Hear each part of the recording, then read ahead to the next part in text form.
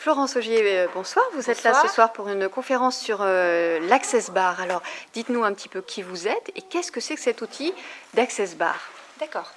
Alors, je suis Florence Augier. Moi, je fais de la formation. J'ai une entreprise qui s'appelle Flow Team Bonheur. Et je fais donc de la formation entreprise, de la formation sur la technique Access Bar, de l'accompagnement personnel et un petit peu de distribution de produits. Donc, mon entreprise, je redonne le nom parce que ça n'a peut-être pas...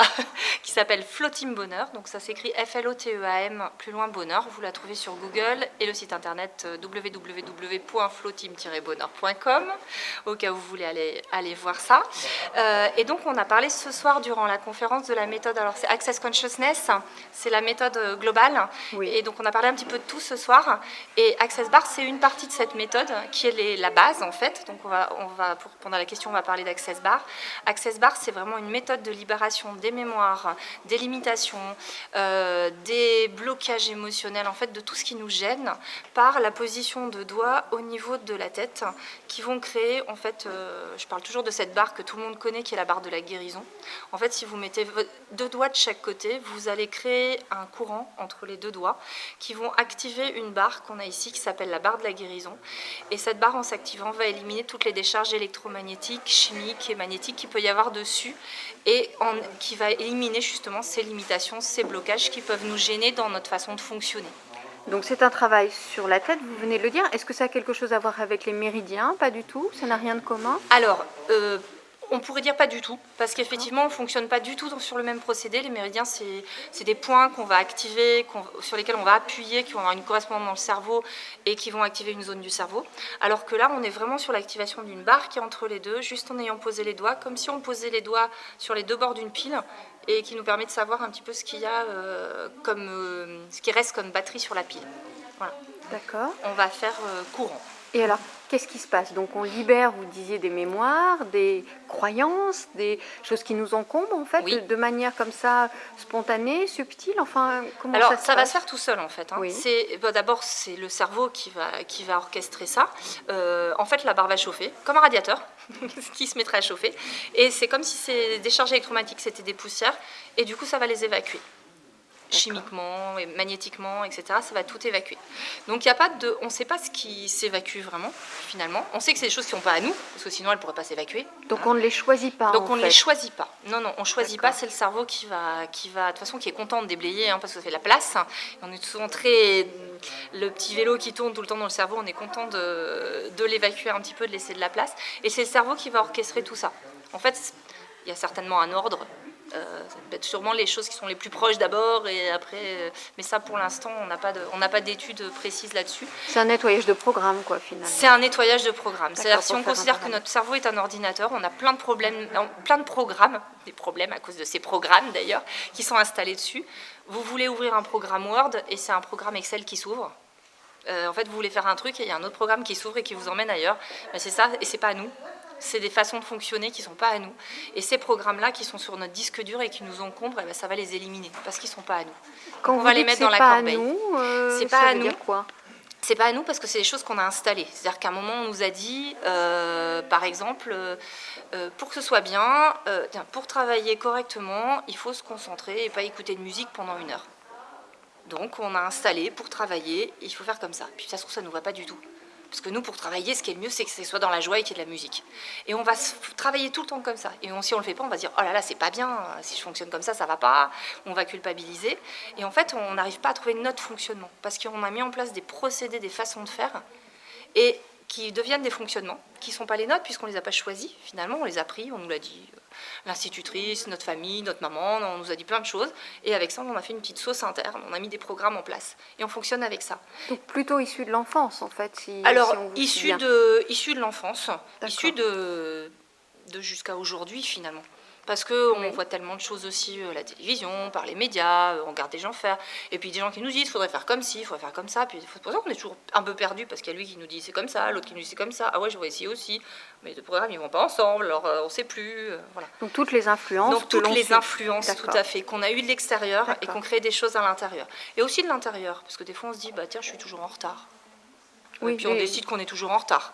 Ça y est, du coup on est toujours en retard. Et le jour où on n'est pas en retard, on va se dire, oh bah c'est une chance, c'est pas normal. Et donc, c'est toutes ces influences, ou de l'extérieur ou de l'intérieur, qui vont s'être installées dans le cerveau. Et l'idée déjà des barres, c'est d'évacuer tout ça. D'accord. Donc vous disiez que c'était un outil assez récent, hein, puisque vous évoquiez tout à l'heure, on n'a pas d'études précises sur un certain nombre de phénomènes. Ça vient d'où? Ça date de quand? Alors, récent en France, D'accord. je précise, parce qu'aux États-Unis, ça fait plus de 20 ans que ça fonctionne et que les personnes sont formées sur Access Bar. Gary Douglas a inventé les bars, ça fait plus de 20 ans. Donc ça fait un petit moment que ça fonctionne aux États-Unis. En France, ça fait seulement 2 ans que c'est arrivé par une Canadienne, par une Suisse, enfin c'était des gens qui étaient bilingues parce qu'il n'y avait pas de traduction et ça commence juste à se traduire, ça commence juste à arriver en France. C'est en train de se développer complètement parce que c'est un outil qui est simple et qui est efficace et tout le monde peut l'utiliser, donc c'est vraiment pratique en fait. Donc c'est un protocole concrètement, comment ça se passe? Concrètement, on a un protocole. On a un protocole qui permet d'activer les 32 points sur une séance d'1 heure. D'accord. Voilà, c'est à refaire régulièrement? Comment... Alors, le mieux, c'est de le faire le plus souvent possible, parce que c'est vraiment agréable, parce qu'on a une vraie détente.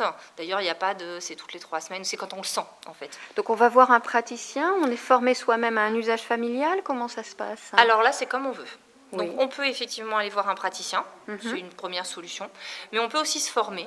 Ça dure qu'une journée et ça va vous permettre derrière de savoir utiliser la technique sur vos proches, sur vous-même. Et moi, je conseille souvent, d'ailleurs, je l'ai mis dans ma petite proposition, je dis toujours, venez avec une amie ou venez avec un proche, venez avec quelqu'un, comme ça vous faites des échanges. Et finalement, ça permet de se le faire régulièrement. Et c'est plutôt bien. Il y a des indications, donc c'est plutôt des indications émotionnelles, psychologiques, si je vous ai bien comprise ou... Alors, il y a... En fait, au départ, il n'y a pas vraiment d'indication. Ça peut régler tellement de choses avec Access parce que finalement, on va atteindre des choses qui sont très très larges. Un programme, ça peut agir sur plein de choses, que ce soit au niveau du corps, que ce soit au niveau émotionnel, que ce soit au niveau mental, comportemental. En fait, on va agir sur tout.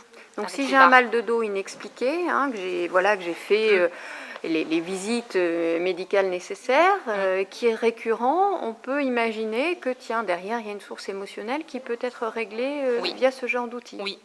Et ce qu'il faut savoir, c'est que le fait d'activer des barres, on a des barres corps, hein. On a une barre corps, des barres âge, et puis une barre qui s'appelle la barre passerelle, et qui rejoint les barres corps, les barres âge, la barre sexualité. Et on a ces barres qui vont aller permettre au corps de relâcher ses tensions et de recommencer à fonctionner tout seul également. D'accord, de retrouver voilà, son auto-guérison. Son auto-guérison et son autonomie, effectivement. Ouais. Est-ce qu'il y a des contre-indications? Est-ce que, voilà, en souffrant de telle ou telle pathologie, on ne peut pas pratiquer ce genre de... Non, aucune contre-indication sur les barres, puisqu'on ne fait que poser les doigts. Et il n'y a aucune contre-indication sur les barres. Est-ce que l'effet est durable? Vous disiez qu'il faut le faire le plus souvent possible parce que c'est agréable. Est-ce qu'on peut en espérer un effet durable ou est-ce qu'il faut un entretien, voilà, y revenir régulièrement? Non, l'effet est durable sur ce qu'on a évacué. C'est-à-dire que ce qui est évacué est évacué. Après, sur ce qui n'est pas évacué, forcément, le fait de revenir va permettre d'évacuer encore autre chose. Et en fait, on se rend compte qu'on en a empilé beaucoup, puisqu'on a les nôtres, ceux de nos parents qu'on a appris quand même, qu'ils ont pris de leurs grands-parents. Et cet empilage, à un moment, ça peut mettre un peu de temps à le déblayer. Mais c'est un outil qui est très rapide quand même dans le fonctionnement. C'est un peu le principe de l'oignon, quoi. Il faut y aller par couches pour arriver au cas.